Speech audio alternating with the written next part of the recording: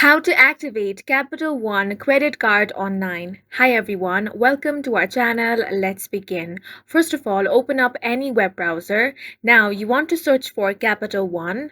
From the search results, click on the very first one. Once you click on this link, it's going to open up the official website of Capital One. Click on the sign in option. That is going to direct you to another page. On the login portal, you want to enter your username, then enter your password. If you want your details to be remembered, check the box that says Remember Me. Now click on the sign in option.